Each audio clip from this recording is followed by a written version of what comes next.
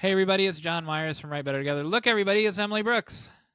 Hello, Jon Meyers. We're interrupting the internet, the entire internet, to tell them about something big. So we're going to have a new webinar in January of 2025 on January 16th, which is going to be the third Thursday at 5 Pacific, 7 Central, and 8 Eastern. And we're going to be talking about perfectionism. We've spoken to so many people in our audience and in person and online that struggle with having to have it perfect before they show it to anybody, before they send it off to query, before they do anything with it. And poppycock nonsense is what I say. What do you say, Emily? Yeah, and it shouldn't stop us from feeling like we are writers too. We can say, I'm a writer, even if you don't feel like your work is perfect.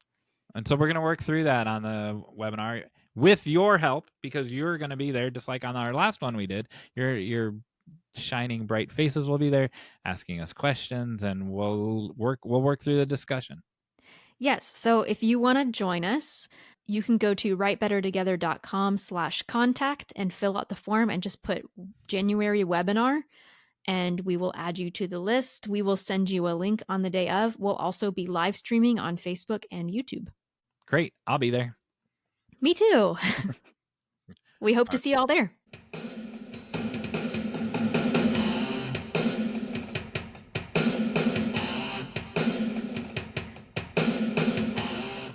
Welcome everybody to Right Better Together. I'm Jon Meyers. Hey, look everybody, it's Emily Brooks.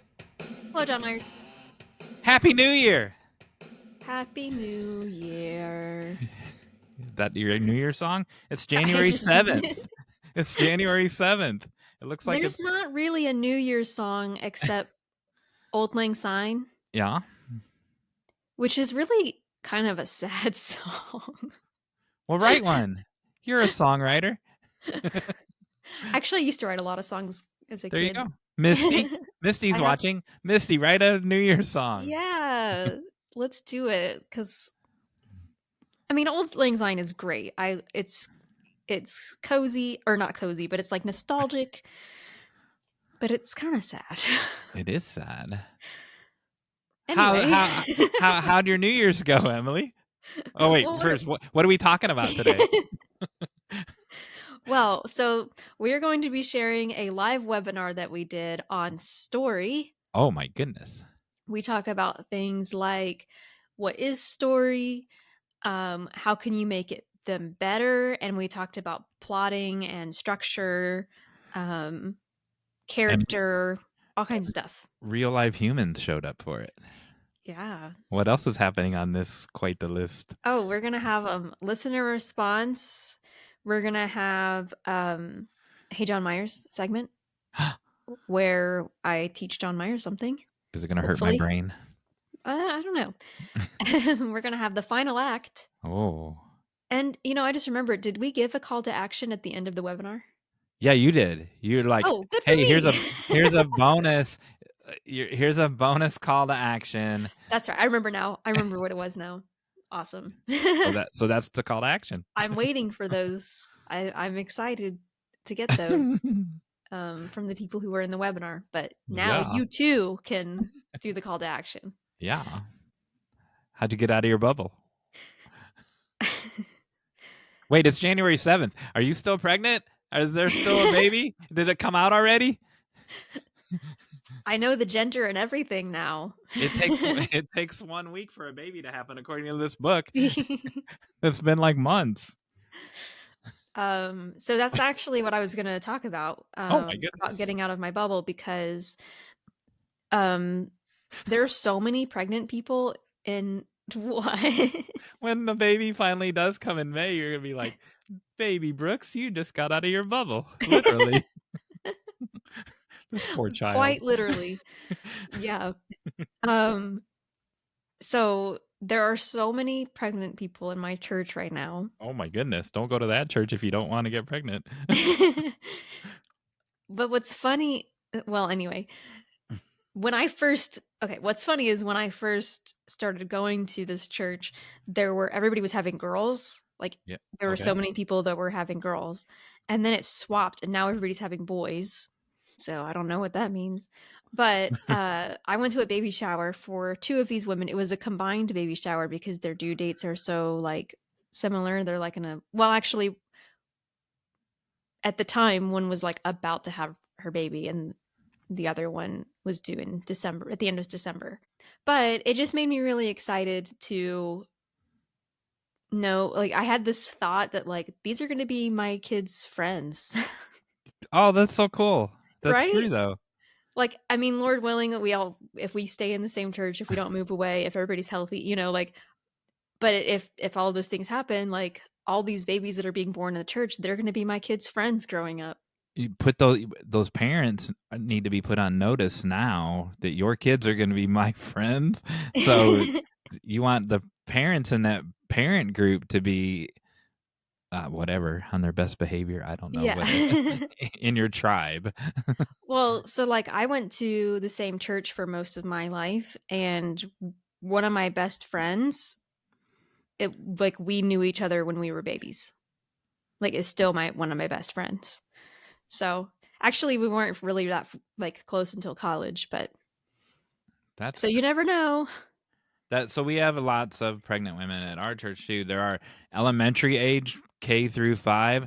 There's 500. I don't know Oh the my exact numbers word. of students, and it just gets added. There's 22 classrooms for those ages, and they're all full. And so we have to build. Oh We my just built a goodness. bigger facility, and we have to build more, which is great.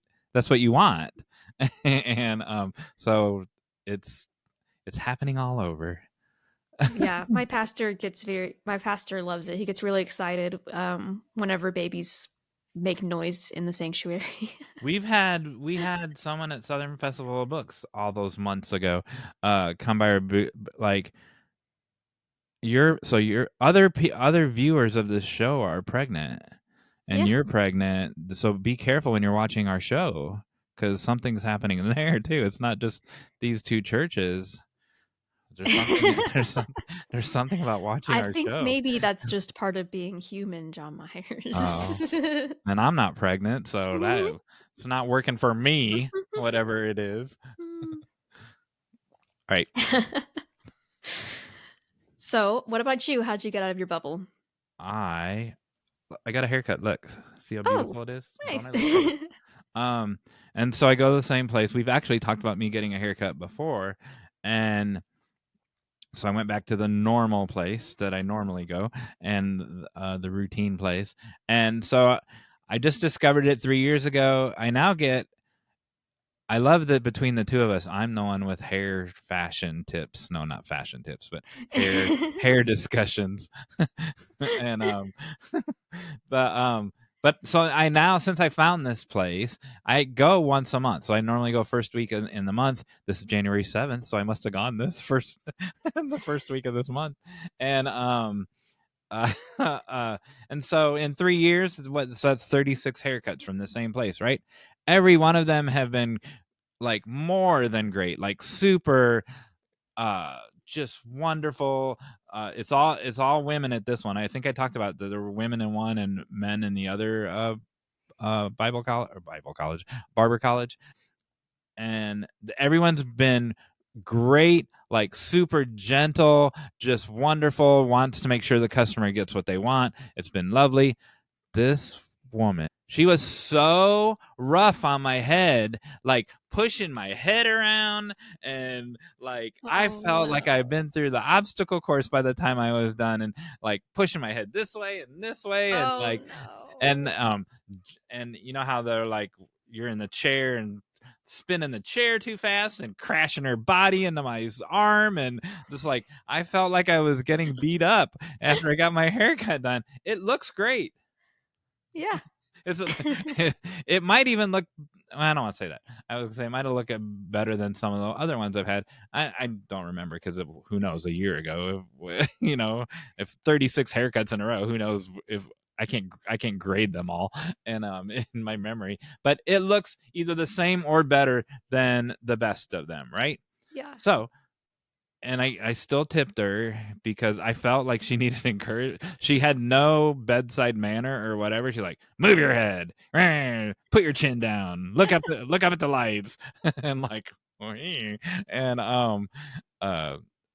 and normally if you went to a place that was always like that, that would be the norm. But this place is so gentle and wonderful to their customers.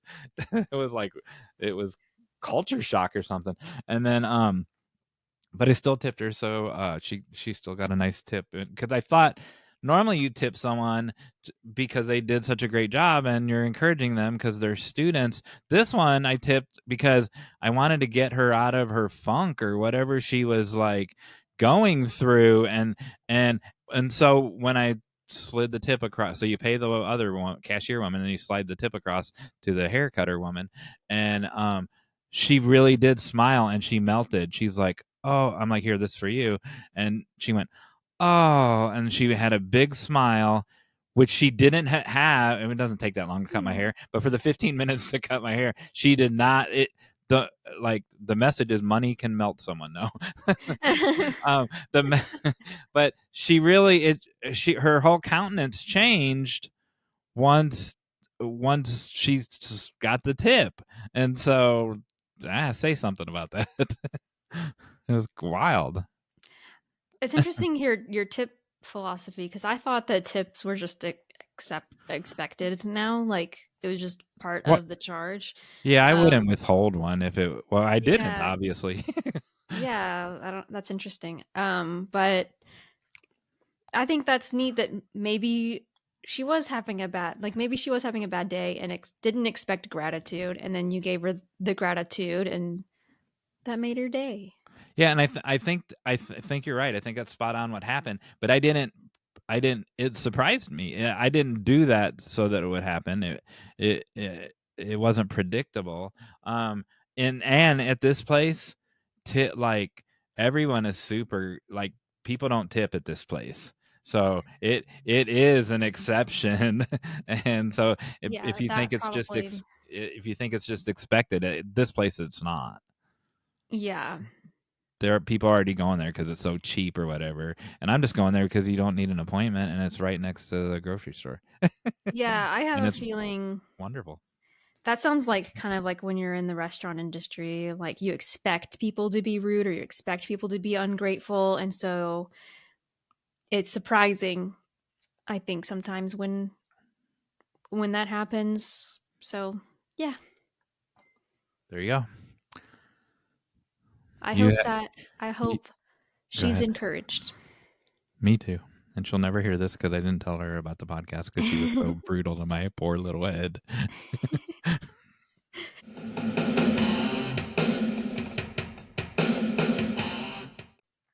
We have listener response.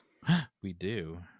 So last year, back in 2024, when we were but young children, we had an episode called "I'm a Writer, but ... What's stopping you?" Thank God it had an ellipses and not a colon after it. Finally, we didn't have to discuss our colon on this show. And well, you just brought it up. Oh man. The ever-present colon. There's 3 of them on this episode now. There's not just two colons. Poor baby Brooks. All right, so I'm really enjoying this. So we have a response. We have many responses, but from Emily Tucker Rhinelander, another Emily. For too many years, I added writer at the end of a sentence like a period. Ooh, as if I was embarrassed to say it, when in my soul it was who I was first. Now I say it first when people ask me what I do. I make myself announce it, so I am a writer who has come out of the closet into the sunshine. It is both freeing and terrifying. What do you think about that? I love it. I love it because we talked about in that episode the people that we met at the Southern Festival of Books who we would ask them, do you write? And they would be kind of like, well, And so I love that she's like, yes, I'm a writer. 300 people that went, well, um, yeah, so great. And I like what she said, that she puts it up front and said, it's freeing, and but then she said, and terrifying. I think it's terrifying because I understand that it shouldn't be terrifying, but I understand that it puts pressure on it. Because if you say to people, I'm a writer, then it's like, oh, when are you going to get published? Or have you been published? Or when are you going to be successful, quote unquote? Like what? And to me, that can be intimidating of like, okay, now I've set myself up for failure. And it shouldn't be like that, but I understand that No, mindset. there's people that say, hey, I'm a screenwriter. Oh, what have I seen? Well, Yes. there were 80,000 scripts registered with the WGA last year, and 11 were made. Right. I was one of these 79,988. And that doesn't mean you're not a screenwriter because you haven't seen it. Yeah. And then the last 10 things you watched on Netflix, who was the screenwriter? Exactly. People don't even know, like, so you don't even know. Screenwriters know 3 of them, maybe, right? And but a regular civilian, normal consumer of media, they don't know who wrote what. Right. They don't know that the same woman wrote this, who wrote that. They just don't. They don't know. Yeah. There you go. It's true. So you are a writer regardless of the outcome. If you write, you're a writer. Yeah. Love it. Here is our webinar.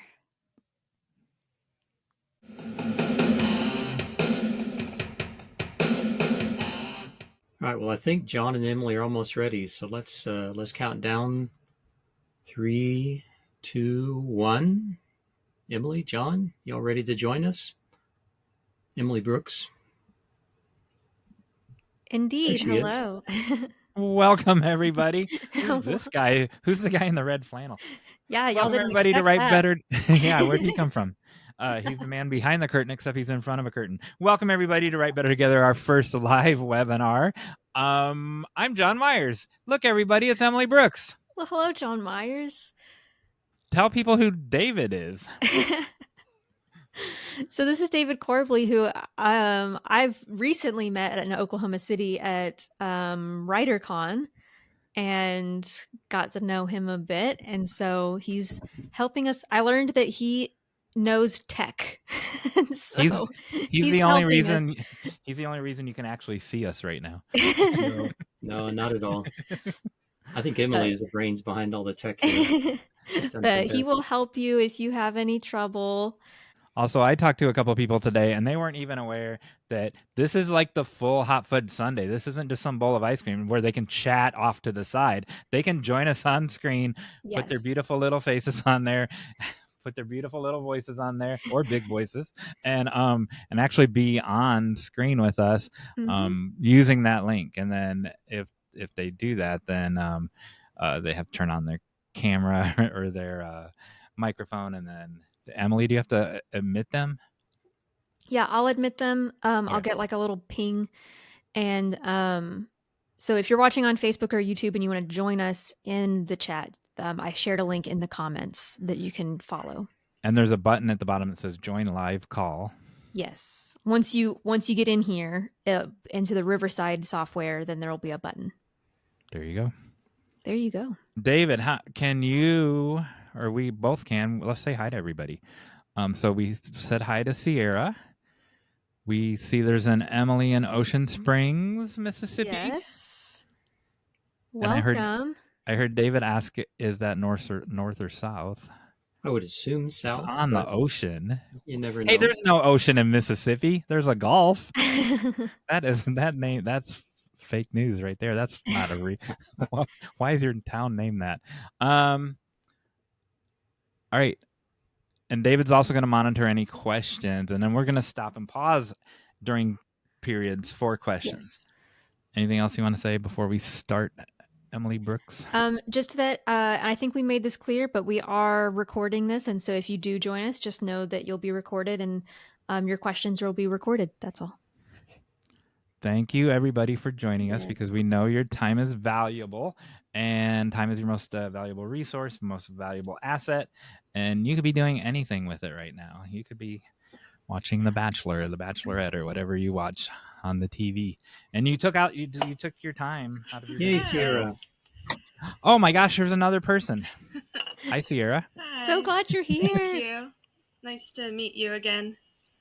Yes. I heard about this at the Festival of Books. Yes. Oh. Well, I'm so glad that you were able to make it. Thanks.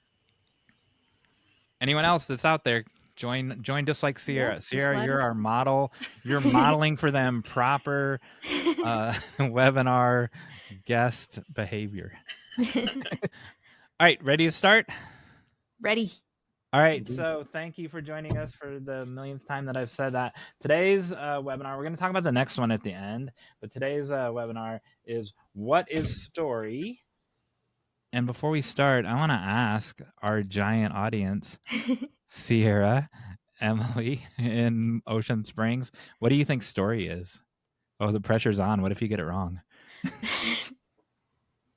I guess it's something we tell people to entertain or share information. I don't really know. And Emily in chat. Not untrue. Do you have something to add to that? And while you're typing in chat, if you're not going to join us with your face, I will tell you, Sierra, you are not alone. I asked this question in a screenwriting group. 273 people responded. 3 of them got it right. And these are all screenwriters at different levels. They said all kinds of answers. Lots of them were like, this long, full of words that didn't mean anything. It's the narrative of a journey through a mountain stream and la da da la di da di da. And here's some of the popular wrong answers where more than one person said it. It's a narrative with a beginning and a middle of an end. Emily Brooks, do you know what I'm going to say about that? You're going to say wrong. Wrong. The sandwich I had for dinner has a beginning, a middle, and an end to it when I ate it. Is that a story? No. No. What happens when I go out to the mailbox and get some mail out of the mailbox, Emily? Well, you've proven that sometimes that can be a story, but sometimes no. Now, a story can happen on the way to the mailbox. A story can happen, yes. Or on the way back. But going to the mailbox and getting mail out is not a story. Well, and I'll say, too, because I have, if I can just interject here, I've had students where I've asked them, like, write about, like, an experience that you've had. And they'll tell, like, a story about their vacation. And vacations are great. We all enjoy them, and I think we love writing about them. But often there's not really a story. It's things happen. There's a beginning, a middle, and end. Lots of stuff happens, but it's not a story. That you knew what I was going to say. That's my next point. So, a bunch of stuff happening, that's not a story. I get in the car in Chicago and I drive to Los Angeles and I stop 4 times in between. That's not a story, but a bunch of stuff happened. And I might even have met interesting people, but it's still not a story. And you may write interesting descriptions and have great metaphors and beautiful prose, but is it a story? The third most popular answer was, it's a journey, and because they have read like Hero's Journey or something, right? And but the journey itself, even that's not a story. It might have a beginning and a middle and an end, but if it's without conflict, it wouldn't be a story. So a story for everyone watching is you have a protagonist or a main character who has goals, and there's obstacles. That's it. It's simple, it's easy, but it's not simple nor easy. It's a protagonist, a goal, and some obstacles. And that's what a story is. And that's why, here, go ahead. You want to add to that, Emily, before I... No, keep going. All right. So that's why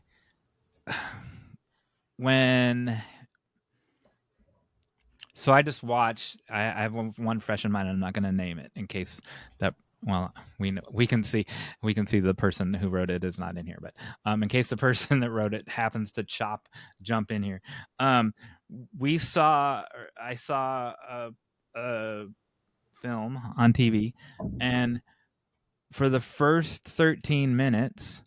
Literally nothing happened. It was exposition theater, and it was, hey, remember when we were remember that time when we were 8 years old and I was your sister? It was literally like that. And so people know, and this will start bleeding into the second section of what's a compelling story. Every person has a cultural inventory, and the cultural inventory is every story, every song, every film, every movie, every commercial, every piece of advertising on the shopping cart for the real estate lady that's on there that you've consumed since the minute you were born. And no two people's cultural inventories are the same. Those cultural inventories, that's a term from Henry Jenkins, not from me, have become absorbed into our being, into our, not technically our DNA, but into our DNA.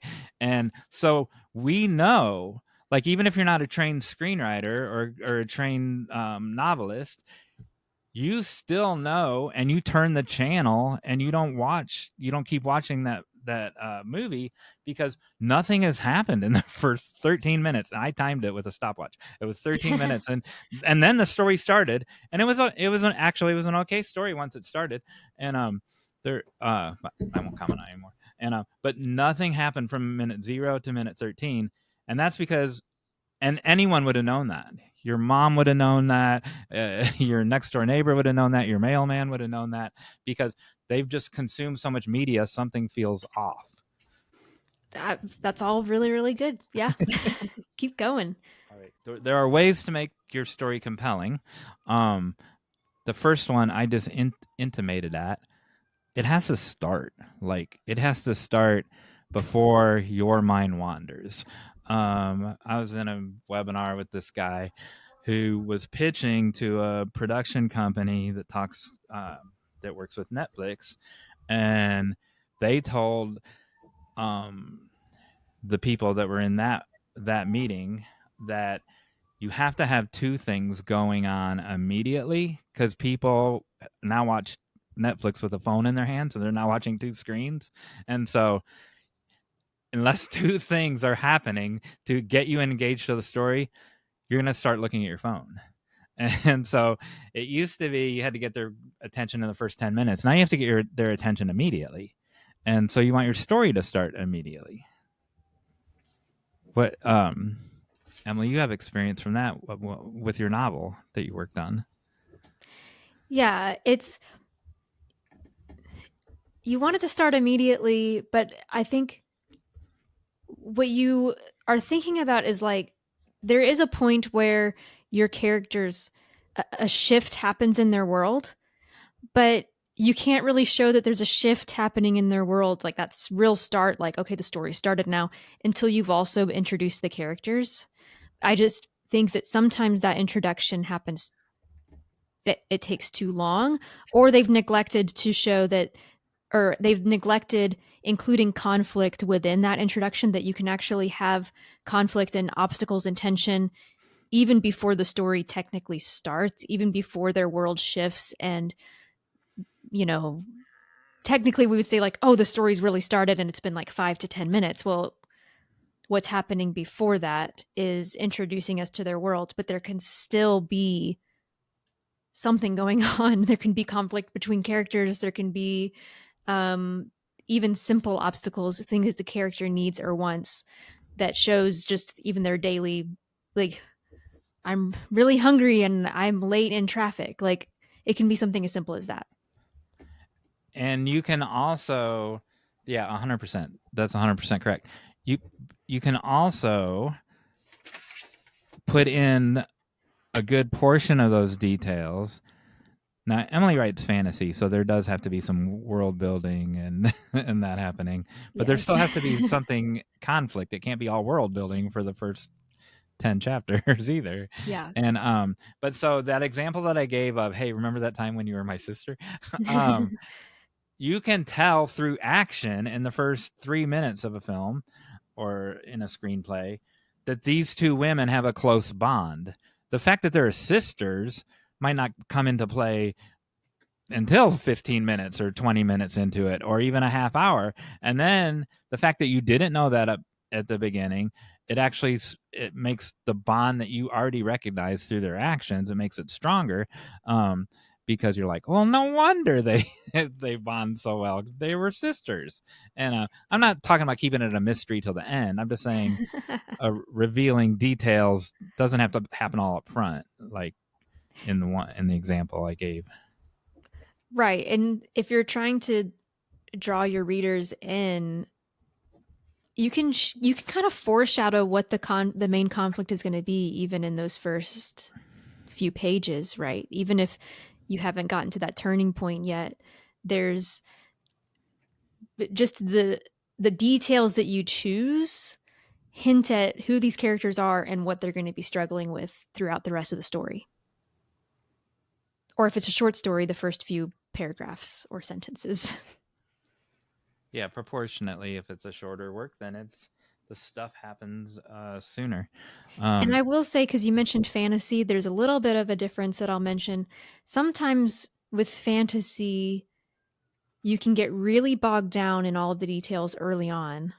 So an alternative that some people do is you put them right into the action in the beginning to show them this is the kind of story you're reading, and then you step back and kind of slow down and show them the rest of the world.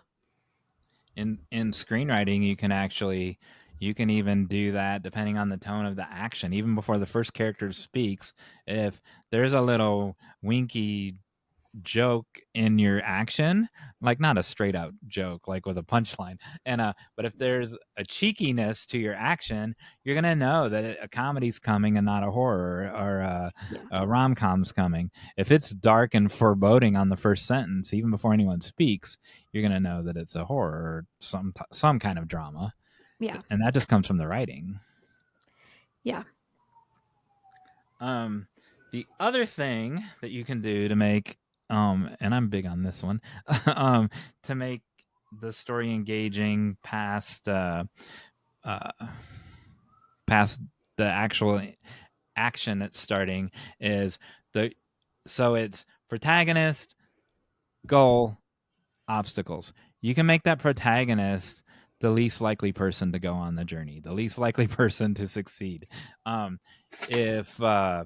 If it's Goliath and Goliath, who cares? You're not going to watch that. But that is like a basic analogy that I shouldn't have even used, because that story is actually more complex than most people think. But it's you know what we're talking about. If it's give a fairy tale example, Emily. So I think The Hobbit is the perfect example. Yeah, there you go. And The Lord of the Rings, because The Hobbit's, I think the best one is you've got just this kind of grumpy, introverted hobbit who doesn't have any adventuring experience, who's called onto this adventure. Gandalf isn't the main character. Even though Gandalf joins, it's still Bilbo who has to take on the main obstacles in the story. It's his story, not Gandalf's, or not the other. Hi, Bethany. Hey, look, everybody, it's Bethany Hale. Not the other dwarves, right? And it's not dragon versus dragon. It's not Godzilla versus King Kong. Correct. Bethany, I saw your question, and that's a great question that we can get to later. She asked if poetry can be a story. Oh, that is a great question. So I'm writing because Godzilla has something to do with what I can say later. So I'm writing that down. And I see Lori Twichell has joined us. Lori, if you didn't know, you can join us with your face and your voice if you would like. And Emily in Mississippi, you still can do the same. If there's anyone else on there, I haven't seen them. All right. And then David will help you. The next thing, besides making the person the least likely to succeed, this is a I don't call it a genre. A sub example of that is that's why people are drawn to fish out of water stories, because I would make the argument that that's not as strong of a way to make the person the least likely to succeed, because all they have to do is acclimate to their new environment, right? But if they have some internal weakness or some internal flaw that keeps them from succeeding, that's stronger. But if they have both, then you have more to do in Act 2, because they can get acclimated to the environment, and then they can overcome their personal issues. And then the last thing to make it more compelling before you go to the next section, we'll stop and take questions in between the two sections too. And but is you can increase the stakes in a way where it's not just that they're larger, but after they get, let's say there's 5 obstacles they have to get through.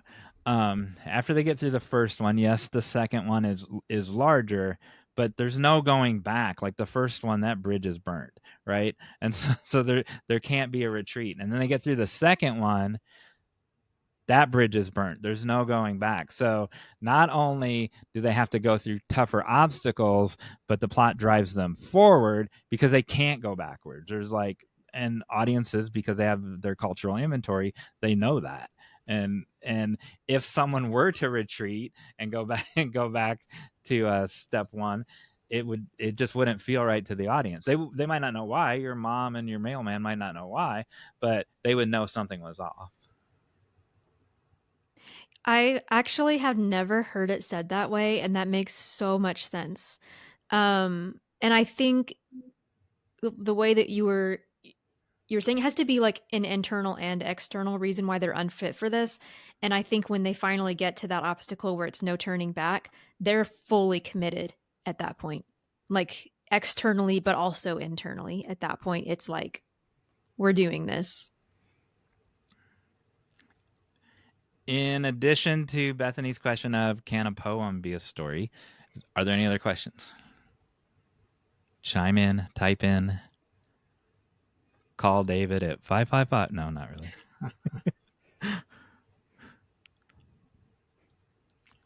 Are you typing something, Sierra? Oh, okay. You can also turn your mics on and talk. Yeah, that's true. Yeah, and Bethany, if you wanted to clarify your question or anything. What a polite audience. I guess I would interrupt for just a second and say, I know that some poems, obviously, it's not meant to be a story, but there are some really good examples of books that are written like in verse, right? Where it's telling a full story. So I guess just questions about, do you have to change the way that you think of story in order to make verse work for it? Or is it something that, that works that way? I don't know. I was thinking, and I was going to bring this up earlier and forgot, but when Jon Meyers was talking about cultural inventory, that kind of also depends on where you're from and the kind of stories they're telling, because I know you and David really like Japanese stories, right? And that's kind of a different structure as well. And so I think our expectations slightly change based on what we're looking at. So I feel like if someone is reading something in verse, they're automatically kind of anticipating something different and something that might go in a different direction than they expect. I could be wrong. Maybe they expect the same structure, but I feel like they might be more willing to see you play around with different ways of doing things, if that makes sense. But I think the things that we're talking about do show what becomes the most impactful story, like having obstacles and having the characters, whether that's the narrator or a character in your story or an object or whatever it is in a poem, seeing like somebody overcoming something or failing at something, I think makes the story more impactful. And I am not a poet, but I'll add to that that the things that we're talking about, these elements, they certainly would, like Emily said, they might be structured differently, but if they're present, they will make the story more compelling, or they'll make the poem more compelling and stronger. The Odyssey, Homer the Odyssey, and the Iliad.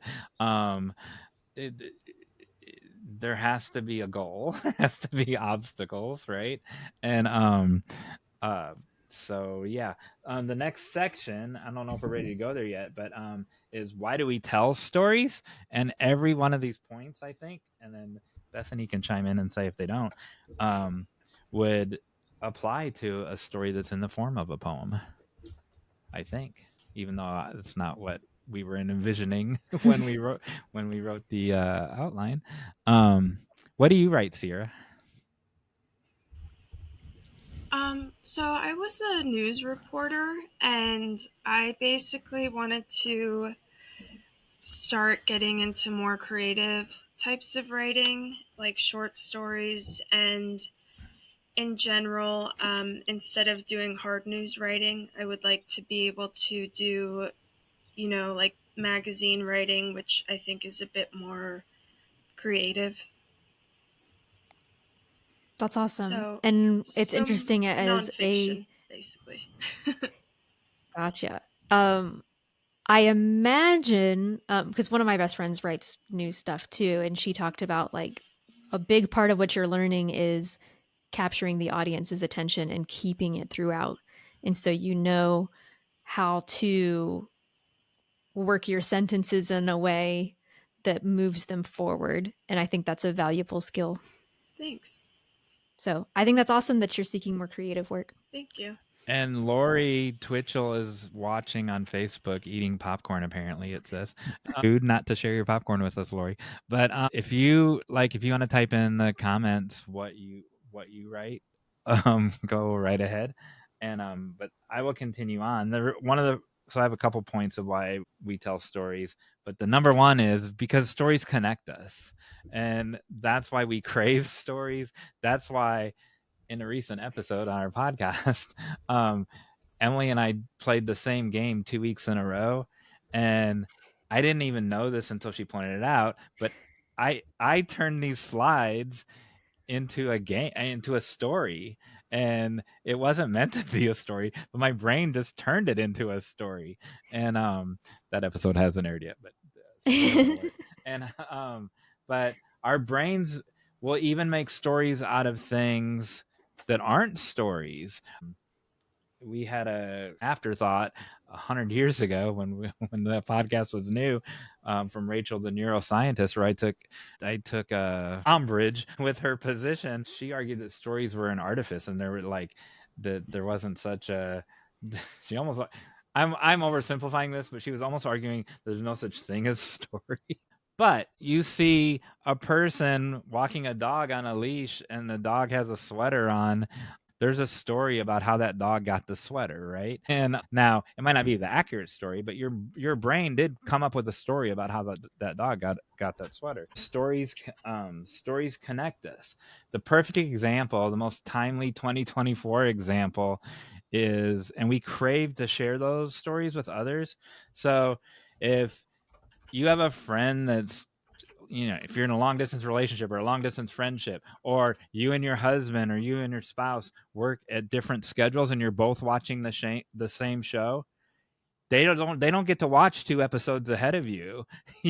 When they're streaming it, you all have to watch them at the same time or stay connected, even if you have a friend, whatever, in Cincinnati or whatever, and you're watching the same show, and you don't go on to the next episode until they caught up with episode 3, right? Because you're watching it together, even though you're not watching it together. So it's not the close physical proximity. It's it's the story that's connecting those people.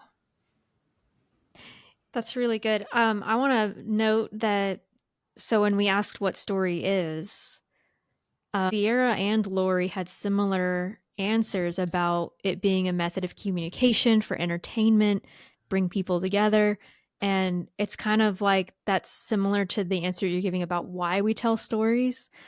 And I love too, so I'm reading Lori's recent response. She says she's a screenwriter. She says, my genre is usually something in the drama, romance, or sitcom realm, but I like to say that my genre is hope, whatever leaves you feeling a little better after you have watched.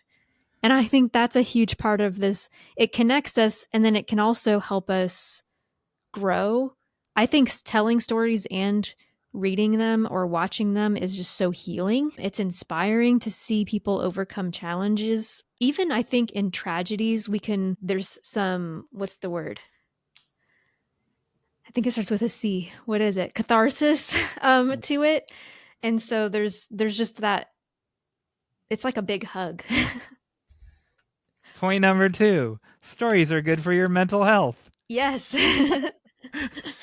It's like we've worked together for a while. So I'm working on an article for September. So working is a very loose term because when I see an article that applies to it, I'm putting it in a folder because it's not time to write the article yet.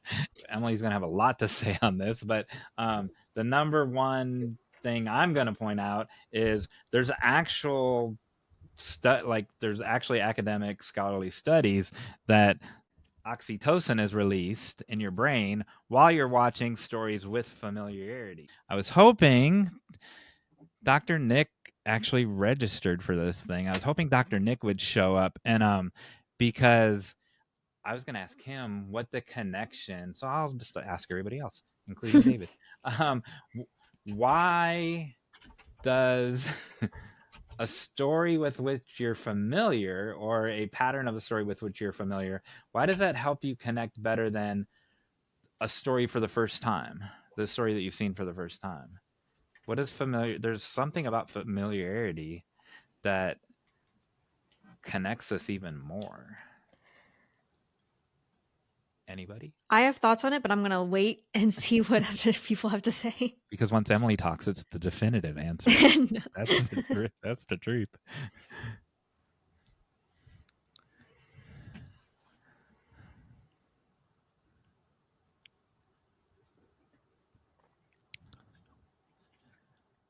Oh, we have a Bob. Hi, Bob. Oh, hi, Bob.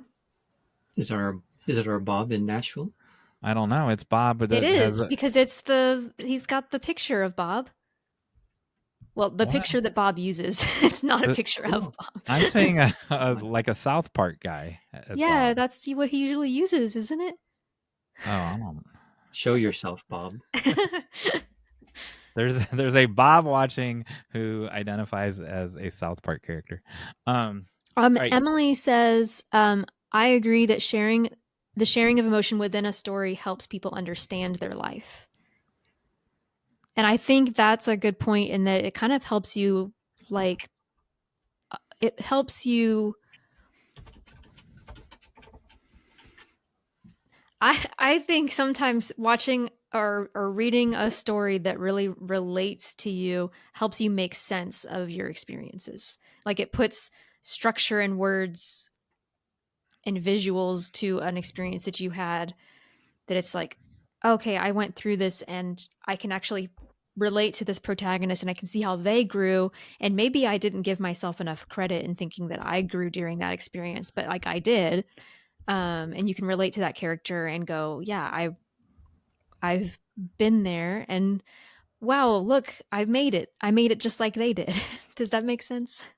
It can either model a proper decision-making strategy, or it can validate one you've already made, and then you feel better about the decision that you made.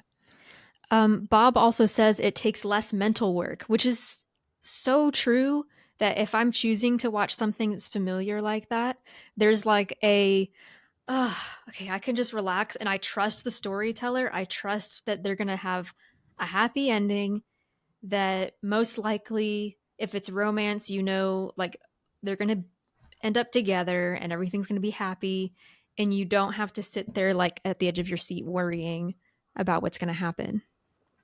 And for those of you curious, that chime was Bob. It was the Bob Saenz, celebrity screenwriter.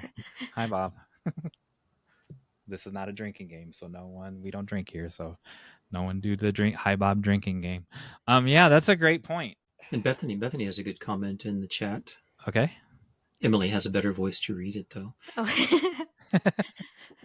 Bethany says, I think stories that feel familiar are comforting and connecting, and stories that flip it around and catch us off guard can serve a different purpose. But when story doesn't feel authentic or real, it's like an uncanny valley effect of story. And the Ocean Springs Emily says, it's reassuring you are not alone. Yeah, both great. Both great. Hey, answers. Emily, why don't you and I get out of here and let these people take over? I know, right? This is awesome.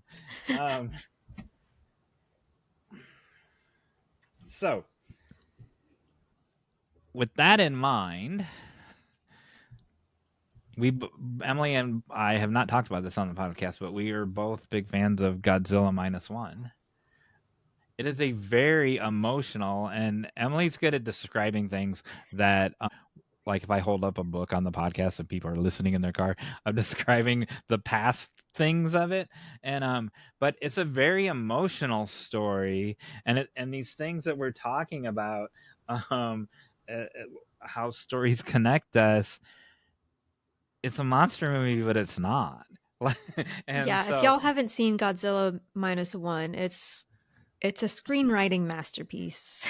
Yeah, and even I was going to say that even just reading it, it's very moving. Just reading it on paper, it has the right amount of white space around. Like it interesting. I mean, it's beautiful, and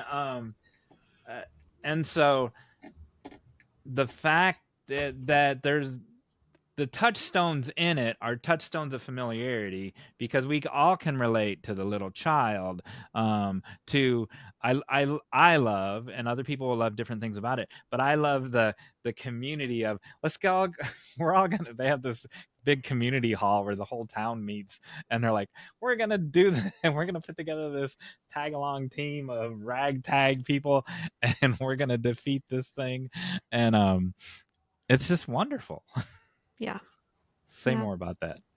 Bethany's shaking. Well, it's interesting because that may be an example of like what Bethany said, of a story that catches us off guard, but the emotions are relatable. We've never experienced a massive nuclear monster trampling down our cities, but we have experienced terror or fear of the future, or regret is a huge theme of the story, grief.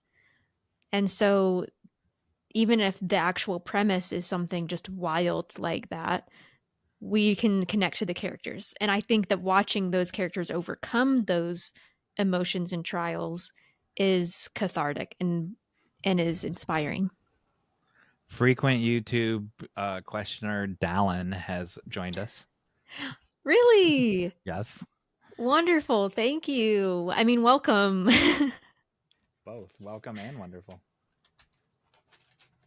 So those points that we brought out to pull it back to Bethany's question, a story poem hits every one of those touchstones that we talked about, and so you get a big enthusiastic yes on that, and that was a good point to bring, a good way to point it out. Do these things matter when you're telling a nonfiction story? I think so, and if because we won't be able to get into all of this, so I recommend the episode that we did with Dr. Cindy Childress, because she talks about, I don't remember the number episode, but if you look for our episode with Dr. Cindy, she talks about structuring nonfiction in a way where your reader is the protagonist and your reader is going through that that journey of growth. And so it can be really powerful that way. Also, memoir, you're automatically putting, like, you are the protagonist in memoir. And so I think writing memoir is really healing because you can see yourself as a protagonist and see the obstacles that you went through and what you overcame. And I think that's really healing as well. And especially I find it very healing for the reader. And before we get to the last section, what I wanted to add to that was, again, taking back to the first point, when the story is when you're the person most likely to succeed, it's a more compelling story. If you tell me the story for the 10,000th time of how you won the high school football championship, yeah, okay, and we were winning the entire time, and we won by 30-0 instead of 10-0 or 20-0. That's not a compelling story. But when there's a struggle and there's a rain delay and you get to go home and see your dying mother in the hospital and before you go back to finish the game, now it's a compelling story. Yeah, that actually goes to a point that I want to make just before we move on, because this is so true for every type of story that we've talked about, is the importance of that character growth and their experience with failure. So I think even if you're writing memoir, you have to be vulnerable and share the struggle. Because like Jon Meyers said, if you just share like, and this is how I won this game, and this is how I won this game, like, dig deeper. Why are you writing a story? Why do you think people need to know it? And it's probably because you went through something that was hard that you overcame. And so focus on really being vulnerable and sharing that. I could go into this a lot, but when we talk about story structure and like, not story structure, but that is like planning out your story and what needs to happen, consider character failure as a really important element that you need to include. That if you're going to include those obstacles, you need to also let them fail sometimes, because that makes the victory even stronger. I agree. And more relatable. I agree. So that leads us to your third section, which is... Yes. What about story formulas? Oh, formulas. Do we want to start this with like an open question? Like, do you use formulas? What formulas do you use? Or do we just want to jump in? So Bob says he has a massive nuclear monster on his sofa and he's sleeping. Bob is going to unleash the monster when you start talking about formulas. Yeah, I realized, I was like, oh, Bob is here. I am going to say, here's what I'll say, and then we'll let everyone chime in. I am going to say that there are tools, not rules, to steal from William Martell. And just because, since Bob's in the audience, there are certain parameters that a Hallmark story has to have, and he will tell you that you write around the edge of those parameters and you can make it more compelling. And it's not like a formula where they're all the same. Yeah. Look how well you taught me, Bob. And that's really all I'm going to have to say about it. So continue, Emily. Yeah. I mean, it's like we just said all of the things that we think should happen to make a story the most compelling. And those are the necessary things, right? And then there are these other things that are going to be, if you just look up like story formula online, there's going to be so many different kinds. That's almost like putting your story into little slots. And I think, so personally for me, starting off that way was helpful for me to like kind of think about, like, looking at the formula, looking at films and books that I've seen and read and going, oh yeah, they do kind of have this structure. And it kind of helped me think through that. But then I think that, like Jon Meyers would say, working on the edges and not feeling like it has to be this slot, this slot, this slot, this slot.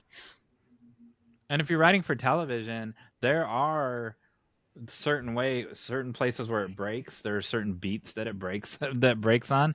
What you do in and amongst those beats, you're totally free to do whatever you want, but those have to happen. So I compare it to like when you're building a house, and so it's the sticks, the structure of the house.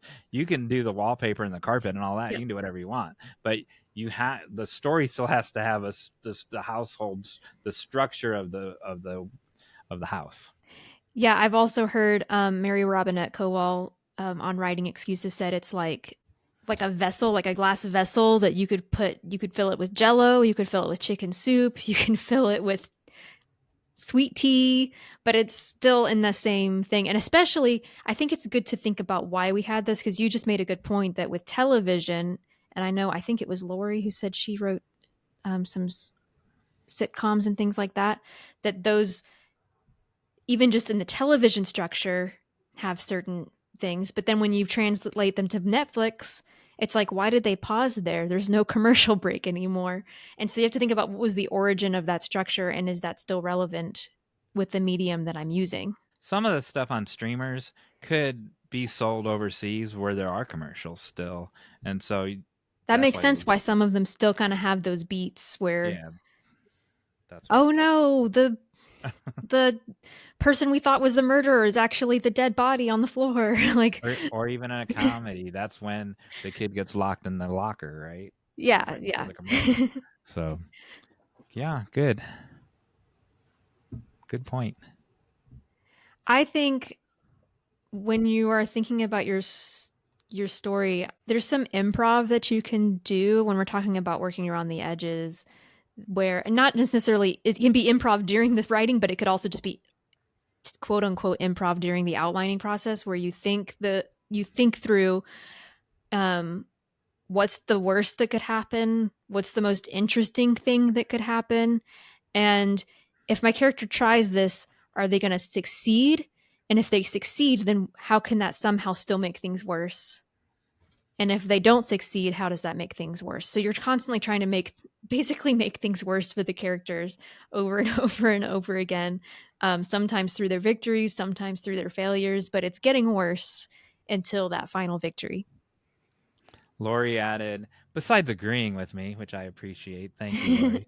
I'll point that out about 4 more times before we end this. That she calls it like shaking up the snow globe, right? Oh, that's good. That's a beautiful way to put that. Dallin, you haven't had anything to say yet. There's a comment from Bethany if David or Emily want to read it. But Dallin, tell us something. Jump in here and tell us something. I will, while before Emily and David read what Bethany said, Sierra just put something in. TV is interesting because it seems that sometimes each episode follows a traditional structure, but sometimes the overall season follows a structure. Some episodes in between sort of break out and don't have a traditional plot, like certain bottle episodes. Yeah, bottle episodes, true. Or there's 3 episodes in a row where it's the sister we've never seen before. It's the brother from out of town. That's because in a writer's room, and Lori can talk on this more than I can, but if there's 12 people in a writer's room and they go off in groups of 3 or 4, those people will be like, hey, let's do 3. Let's do 3 where an out-of-town relative comes or something. And but they're like-minded people that go off together. So that's how those things happen. And Lori, there's a great example of that if anybody's watched the show Community, where they actually have a bottle episode. And they call it like a bottle episode, and it's like they're stuck in a room and they have to solve this problem. And then they also had one where they had a really low budget, and so they were thinking they may not be able to do an episode, and the director was like, no, we can do an episode. I'm going to do it with mostly images. And so they basically filmed a Ken Burns style documentary episode. And it was just like a brilliant way to get around the budget issues and still like have their story continue in some way. Yep, 100%. Someone go back up and read Bethany's previous comment. Oh, I don't use story formulas, but I do know that in the poetry world, it can be a really fun and unique challenge to adhere to a specific formula, like a Sestina or Villanelle, but it is often harder. That's an interesting example because those are like so much more strict than most formula, like story formulas are, right? Like that is, you can't work around the edges. It's especially with a Villanelle. It's so specific. I wasn't going to bring this up earlier, but since Bethany brought it up. So hi Christina Irene. Christina Irene has a novel. She's working on a novel that she just finished first draft. But I've read this earlier novel that was written in the form of a Sestina. Oh, wow. Oh, wow. And it's like this thick. like, wow, what is this brain you have?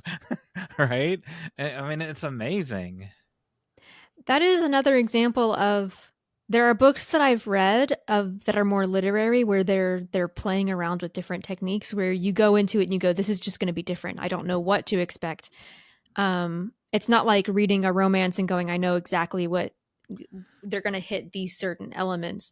It's like, I have no idea. But when the author is giving you that expectation, I think you're more open and willing to that, right? You're more willing to just go, okay, I'm along for the ride and I'm willing to be surprised. So Lori just said at the very last 5 minutes, I'm working on the tech side of joining you. We will see how this turns out. It may end up in a sitcom script, obviously. It sounds like it, but it's like maybe she's using her mic and cam somewhere else, like in another tab. Oh, you're so fancy, Lori, with all your tabs open. Your 140 tabs open. Why don't you ring the bell while Lori's trying to get in there, and then we'll take some questions, and then we'll hop on out of here. First of all, if you're not already subscribed, you can go to writebettertogether.com, and there's a little form there that you can subscribe through. But we are having another webinar, and it is going to be the third week of January. The third Thursday of January. What date is that? I forgot to write it down. Tell them about it and I'll pull up the calendar. Sure. So we're going to be talking about perfectionism, which we actually touch on a little bit in an episode that's going to come out in December, but we're going to go even deeper into what can you do to, we haven't decided what it's going to be called, but pulverizing perfectionism. Yeah, we want it to like be it has to start with a P. It has to start with a P. So we've been like playing around with different P words for it. But just tools. I think we're probably going to have some writing exercises in that one, so it'll be really fun. That would be January 16th. So if you want to be informed about that, definitely subscribe to our newsletter so you'll know about that. I want to ring David Corbly's bell. OpenDoorCreations.com for all your website needs and fixing needs, building needs. I spent an hour with him yesterday and he showed me like 4,100,000,000 things that could be done, and my brain exploded and it started dripping out of my ears. But he knows everything, like literally everything, and now he's shaking his head no. But so thank you, David. And because we couldn't have done I like that. Huh? Bob says playing around with perfectionism. Oh yes, I think we should be called procrastinating perfectionism.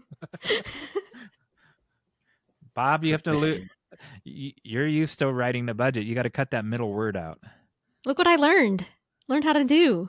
What? Yeah, you moved us. Oh, can you not see it? Thing up there? Oh yeah, I see it. Wow. So now when I'm reading, now you have to come back in January. It'll be even better now. Yep, I'm cutting that middle word, Bob. It can only be all P's. It can have a third word, but it can be a P word in the middle. All right, questions or comments or tips. Oh yeah, Lori, that's the Bob. What a common name where everyone knows when we say Bob who it is. Like that's a testament to you, Bob. It's not like, oh, whatever, Beelzebub. I mean, when it's when it's Right Better Together, it's Bob Saenz. There you go. Just so you all know, he gets squashed in the Jurassic Park movie, the second one, and I finally found it and I watched it and it was very enjoyable. So I'm glad to know that. Of all the things Bob has done, it made me really happy. When you got stepped on, Bob. It took us forever to find it, but we found it. Oh, Bethany thought it was enough. Oh, we haven't mentioned birds. Oh my gosh, Bethany, how could we let you down? Here we go. There's Woodstock right there. Now there's a bird. Man, that is really surprising. We also haven't mentioned 1 week baby. If y'all don't know what these inside jokes are, that means you're not watching the podcast enough. That's all I can say. I will say we're about to publish an episode on Tuesday that mentions a lot of birds. It's so many birds. Bob said playing around with perfectionism. He just put the P in front of it. Like that. We should keep that. All right. Questions, people. I want to be. Let's play Stump. Like Emily tries to stump Jon Meyers. I thought about doing a surprise Hey Jon Meyers in here. Okay. But I thought about it too late and I didn't have time to prepare for it. It doesn't take much preparation for that one. David, do you want to give us a tip? A tech tip. David's tech tip corner. Oh, well, I was going to give a life tip. Okay. That's even better. Emily and anyone else. Oh. Look, everybody. It's not Bob.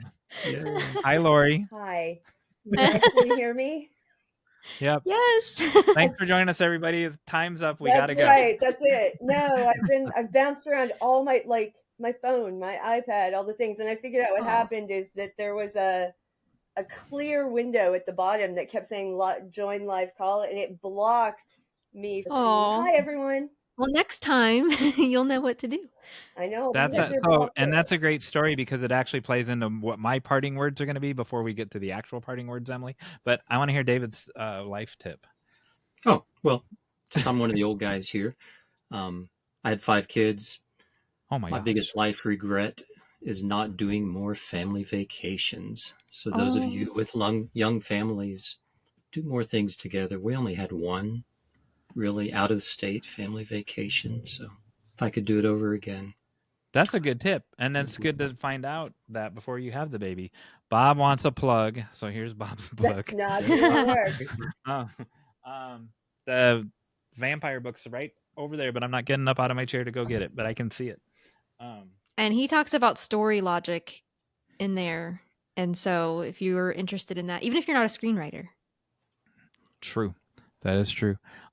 My final point I would like to make is, and we did this intentionally, we could have done a regular webinar where it was just our faces and then you all were typing in the chat, which lo and behold, that's what it evolved into. And but you were welcome to come on and talk.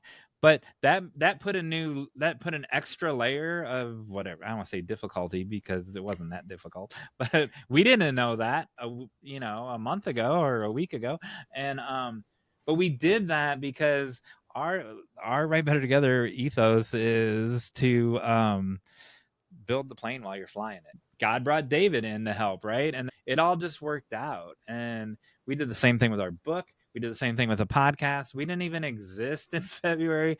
And then by March, we had the podcast up.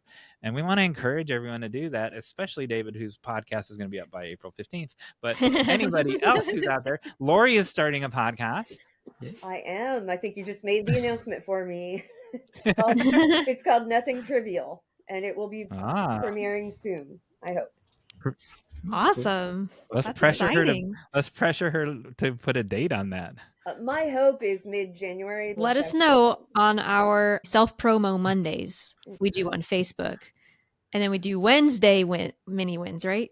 We do winning Wednesday and self-promo Monday. Self-promo Monday. So either one of those you can share that on. Perfect. Yeah, and Lori, if you do the middle of January, then that you can come on and tell us about it on what pulverizing perfectionism webinar, whatever that's going to be called, playing around with perfectionism, because that's the third Thursday.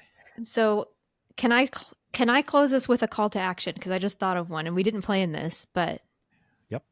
Okay, I want you all to write a 100-word story that has a protagonist, a goal, and an obstacle. And ideally, there will be trial and errors where the character tries something and fails and tries something and fails and then succeeds. And then also ideally, you can reveal the genre early in that first sentence. So genre in the first sentence, protagonist, goal, and then have obstacles, and then an end, a conclusion of the character succeeding or failing that goal. I think someone had this planned because this seems very specific. Well, I've seen other people do similar challenges, and so I'm just giving you all the challenge. And Bethany, you don't know this, but we read this on an upcoming I think the December 10th episode. All right. That's a good call to action. Awesome. Do I have to do it too? Sure, if you want to. No, you're supposed to say you get to do it, Jon Meyers. Does it have to be 100 words? Can it be 101, or it has to be 100? I think it can be a little over 100, but the idea is for it to be short. Can it use long words, or does it have to be all short words? Their letter count. That's my family did a challenge where we wrote 2-sentence stories, but my sentences were really long. Is there a number of instances of punctuation we're allowed to use? Yeah. No, I didn't use any semicolons. I think I may have used a dash, maybe. Thank you, everybody. This was Thank fun. you so much. We couldn't have done it without you. Bye-bye. Bye, everyone. Thank you. And we're back. I'm still Jon Meyers. That was so good. We heard from Bethany, David, Dallin, Sierra, and Emily, and Lori Twichell, whose if this is January 7th, her podcast will be starting any minute now, sometime this month. I was there. You were there. Same. Was Winnie there? No. And there were people there who never chimed in. We learned that on a subsequent endeavor, that there are people that, and it's okay to do that. There are people that just lurk in the background and watch or watch it later. And and I've been that person or sometimes someone will chime in at the very end and like, oh, that was great. And we're like, I didn't even know you were here the whole time. Anything else you wanted to add to that? Nope. I'm waiting for those beautiful words. Hey, Jon Meyers. Oh my goodness. There they are. Is this about haircuts today? No. So I was gonna have a bunch of crackers here, and like I'm be like, it's been 3 months since that cracker machine episode, and I'm still not buying it. But I forgot my crackers. Cracker machine episode? The last Hey Jon Meyers that we recorded was a cracker pulverizing machine. Oh, that's right. Biscuits. But I think they were crackers. Yeah. It's bothered me all through Thanksgiving, through Christmas, through the New Year. I can't get the cracker pulverizing machine out of my brain. No, it's not about crackers. Thank goodness. Last year, 2024, was a leap year. Oh, that really messes with the time change, doesn't it? We got an extra hour and then another hour and another day. Did we get an extra day or a minus a day? I don't know how leap year works. So last year was a leap year. We added a day in February. Oh my goodness. So, but how long have we had leap years, Jon Meyers? Too long. That's my honest gut react. Oh, I said gut. Yuck. First the colon, now the gut. We're the number one podcast for gastroenterologists who are also writers. I don't know, because I don't like the leap year. I don't like change. I don't like the time change. I don't like the date change. I don't like anything. I have very strong opinions about the time change. I despise fall backward. I despise it because the sun now sets at 4:30. Yeah, it's crazy. It's dumb. It's dumb. I'm sorry, but I'm all for changing this so that we have permanent daylight savings time. There's your political hot take. That is my political hot take. We didn't do any politics in 2024. We're starting 2025 out. This is all politics, this show, from now on. You know why? Okay, this is not what I was going to talk about, but okay. And I don't have my resource right now, but I think I learned this on QI. is that there was just this guy who would get up really early in the morning and ride his horse around fields, and he was like, all those people are sleeping during this wonderful time of morning. We should change that. And so he changed the time. That's true. That is true. And it's I know that story. You ruined our lives.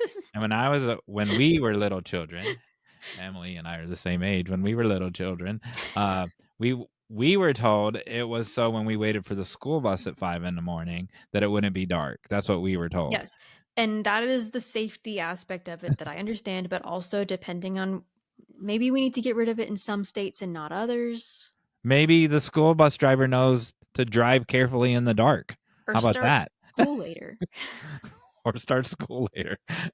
But that was, even as a little 9-year-old Jon Meyers, I'm like, what? We got to change the time because this guy can't drive a bus? That makes no sense. I think it's because of the kids being out in the dark. Well, learn how to drive the bus and you won't crash into them. But why do you need daylight? The kids will still be out in the dark, though. Did you not play in the dark when you were? What's the difference if you're playing outside in the dark or you are? It was a different time back then as well. Like we went out and parents never even knew where we were. But yeah, exactly. What's the difference if you're playing in the dark or standing stationary at the bus stop waiting in the dark? None. I don't know. We have strong opinions this year. But anyway, this whole topic started because I asked when leap years started. Oh yeah. We've talked about the topic so long. It's another leap year already. I know. So essentially, hold on, I gotta find it. I want to be accurate. Do you know who like and is known for like saying this is our calendar now? And Julius Caesar. Yes, correct. So Julius Caesar, they learned about the existing Alexandrian calendar. So the Alexandrian calendar was already being used, and it was the 4-year leap year cycle that was considered to be more precise than the current Roman calendar. And so Caesar basically brought on their astronomer and they created this calendar. So we've been using it for that long because that was that was in 46 BC. Wow, that's a long time. That's when people walked on top of the roofs to get from their neighbor's house. No, that was way before that.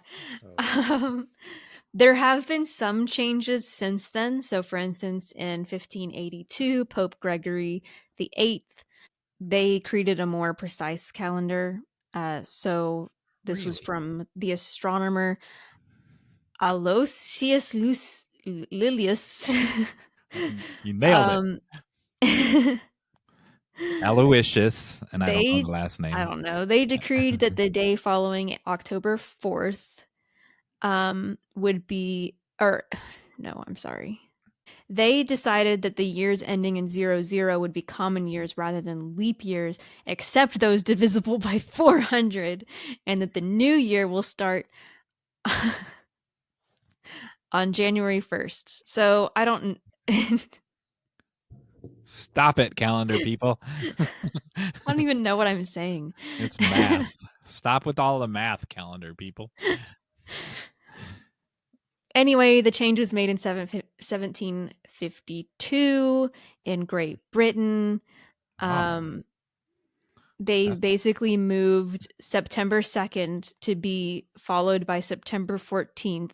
Oh. And New Year's Day was changed from March 25th to January 1st. I have no idea. Like, I don't even know how that works. You just skip. Like my head didn't hurt enough after my haircut. Now it's hurting on the inside with all of these numbers. Like they just were like, we're going to skip 12 days. And then why was New Year's Day March 25th? If only we had an expert that knew about this stuff we could invite on this show. I don't even understand this. Why am I using this as Hey Jon Meyers if I don't even understand it? I understood that I just went too far. I was just going to talk about the leap year. I went too far. And now I don't understand what I just said. So did you learn anything? Yeah, so I knew my takeaway is that's where the 12 days of Christmas came from. That's why that song is so long. It goes 12 turtle dove, what all those things, right? And that's what it takes the exact amount of that song to fill the gap of those missing days between the two calendars. There you go. That's some oh my goodness. real that's more reality. I think the 12 days of Christmas is between Christmas and Epiphany. You're right. It is. You and your facts. Hey, Jon Meyers. So I gave you 2 separate facts that were better than my original fact. No, but that was perfect because it made my head hurt just like the haircut. So it brought the whole episode full circle. Awesome. So I have a question. There are people that don't follow the current calendar. They follow a 14-month calendar right now in 2025. Do you know anything about these people? I was trying to research that and I couldn't find an answer, but I didn't research for very long. Okay, and then does that one have the leap year in it? The 14-month one, I wondered. And then the last thing I want to say before we put this before we turn the page on the calendar, enter 20. We're entering that we've already entered 2025. If you didn't have the leap year, who would know? Like the seasons would get out of whack 300 years later. Yeah, but we need. I mean, I get the purpose for the leap year, but if you didn't do it, it would just be out of whack eventually, but not right away. Yeah, but we're following the sun, and so I feel like it would be. I mean, because we have certain this is when the moon changes to this. This is when we have the equinox and stuff like that, like all of that. Yeah. So what? It would have the equinox that happen on June 22nd and June 23rd, and eventually be happening in September. And who cares? I think farmers. Farmers probably care. This way. I looked up your question. The only country the only calendar that is different is the Ethiopian calendar, which has 13 months. There are people in the United States that use a 14-month calendar. There are people in the United States that follow a 14-month calendar, and I don't know anything about them. A society, an organization. Interesting. Well, if you want to learn more from people who don't know what they're talking about, this is the place to show up. You can, and if you want to respond and explain to me what I just read, and then I don't. You can contact us at writebettertogethernow@gmail.com. You can subscribe to this podcast so you always know when there's a new episode. And you can also subscribe to our newsletter if you go to writebettertogether.com. And at the homepage, there's a subscription box. And then you can know when we have new webinars, such as the one that's coming up. There you go. Well, does that mean it's time for the final act?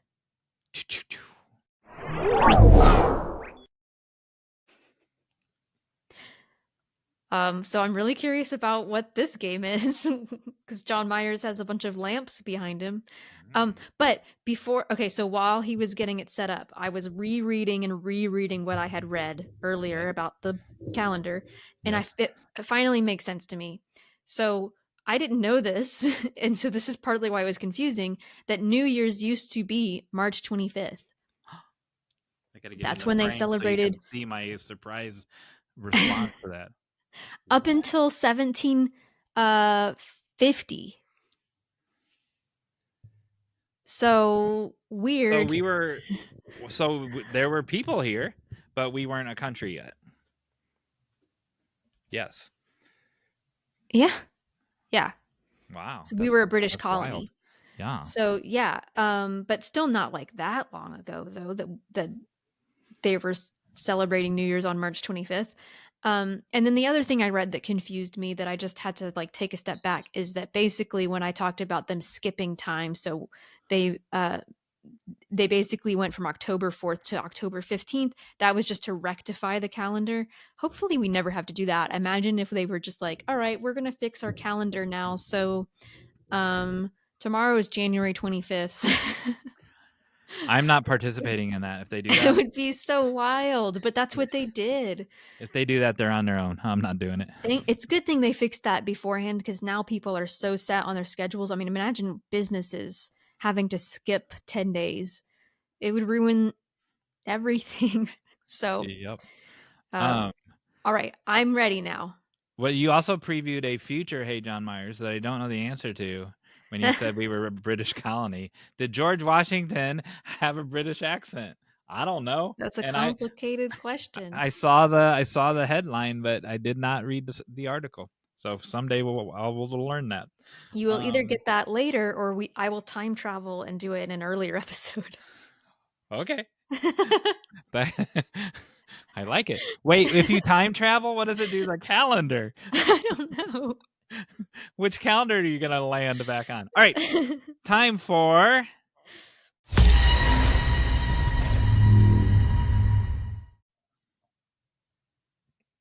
Emily.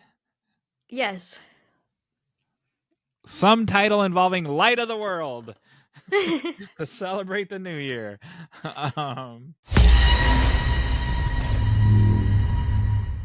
So you will be playing for The Miracle of the Lemon, this thick tome of 24 pages of lemon facts. They're fascinating. I might even put some of those facts in the show notes or in the timestamp underneath. Wonderful. Underneath the thing. But it's from the 1900s. It's from a previous century. 1960, before any of us were born. And it tells us all about lemons. There you go. Love it. You want to win that book. And it's small enough I can actually mail it to you. All right. The idea of the game is you're supposed to be able to tell by the expression on my face, but my face isn't in the screen. I will put my hand over each one of these lamps like this, or I'll do this. I'll point at each lamp. All right, so there are 3 lamps. There are 3 lamps. One, they're all black, I think, but one has a red shade. The middle one looks like a desk lamp, like a Pixar lamp. And then the other one is just a taller lamp with a black shade. So, yes, sure. So this is Taylor Tomlinson. I'm stealing this game from her, but I'm not. She played guess which one of these lamps actually light up. Oh. Emily, you will be playing the opposite. One of these lamps does not light up. The other 2 do. You will guess which lamp doesn't light up based solely by the expression on my face while you talk about them. So I got to get my face back into the Is frame. That how she did it? By the expression on her face? So there were 3 celebrities standing behind each lamp, and she's like, will this one light up? And they would go, I don't know. Would it? They didn't talk. They just made expressions. So okay. I got to get my face back down here. They do need to be shorter or taller. Okay. This is going to have to do. He's so close to the camera. If you're listening, you're missing out on the other show. They were behind the lamps, right? It made more sense, but I can't get behind the wall. All right. I'll just keep doing this. The first lamp. Wait, hold on. Oh my God. All right. Emily, do you think this lamp will light up or not light up? Will it, Jon Meyers? That looks like the same face you did in the Bob game that told us nothing. Emily. I'm going to guess it's going to light up because if it didn't, then the game would be over. Emily, lamp number 2. I thought you were going to light it. And no, so you have to tell me ahead of time which ones, and then we'll see if that you're makes more sense. Lamp number 2, the Pixar lamp. That was a very good description. Will it light up or not light up? Will it, Jon Meyers? Say a little bit of a more mischievous looking face, like maybe will it not? No, it's not going to light up. Is that your impression of me? Yeah. And the third one, it'll be hard to get my head in this picture, in this frame. Emily, will the third one? Will it, Jon Meyers? Will it light up? Oh, that's the same face. Oh, that one won't light up. All right. So to recap, you have said yes, yes, no. No, I said yes, no, no, and I know that's wrong, but I changed my mind on the middle one after I saw your face on the last one. Oh, okay. So the first lamp, you can now that you've seen all 3 facial expressions, varied by my acting ability. The first lamp, yes or no? Are you trying to deceive me with your face, or are you trying to be honest with your face? It was a very honest face. I have an honest face in all circumstances. Okay, I think the first 2 yes and the last one no. So you think yes, yes, no. Correct. I was pointing at them one at a time. Lamp number 1. Oh, you know where the switch is. Will it light up? You said what on this one? Yes. What if I don't even remember? Oh, no. Wait, if you don't remember, then how are you helping me with your facial expressions? I remember. Okay. You got it right. Yay. Congratulations. I didn't have a plan for what to do with the lamp after I remove it from the scene. You can just leave them there. Yeah, but then the next one that lights up won't be as impactful if there's already one lit up next to it. All right. This one, you said... Yes. You said yes to the Pixar lamp and no to the tallest lamp of the 3. Mm-hmm. Which one do you want me to flip the switch on first? This one? The Pixar lamp. You want me to switch this one on first? Yes, please. Too bad. I'm switching this one on. Oh, no. Oh! You made a frowny face with that one. Wah, wah, wah. Your facial expressions are not clear. I like how you blame your loss on me. And then last but not least, so you know that I'm not cheating. Here we go. Turn on this one. Now, why did I do this game? Not because I stole from Taylor Tomlinson. I knocked this lamp. This used to be one of the lamps that lit off behind the scenes at the podcast, right? And I knocked it off the little stool that it would sit on for all the previous episodes. So this lamp lit up every episode in 2024. Then after the last episode we filmed in 2024, it fell and broke, and so we had to start 2025 without it. So how appropriate for this game to be on the show. And then Taylor Tomlinson played that game. But look at this. What the heck kind of bulb is that? So look in there, people. Like, it's not even a regular bulb that broke. Like, who has a bulb that has 2 little prongs in a It looks like it's missing one. Well, this is the permanent thing. That's the permanent thing built in. That doesn't come out. And then the bulb that broke in a million pieces, it had 2 prongs in it, like a fluorescent tube. But it was just a regular looking bulb. I'm sure it costs $40. I think next time... Yes. Much like the game Charades. Yes. The points should be on you on whether or not you can get me to guess something with your facial expression. Well, make that your because really, it's not my fault. Wait, my face needs to get back on the show. Hold on. Here, watch. I'm doing my elevator. Oh. Welcome back. All right. Well. So what should it be now? What should I do next time? Next time the points should be on you if your facial expression actually gives me answers. Just like charades. Like if somebody is poor at their charade and nobody guesses it, it's not their fault that they didn't guess it. Oh. It's the charades person's fault. I wasn't implying that you were a poor guesser. I think intuitively you should just feel with your women's intuition which one was going to light. Oh, man. It's 2 against 1. Their Baby Brooks could have voted too. Baby Brooks. Kick twice if it's the middle lamp. But not now, if you know what I mean.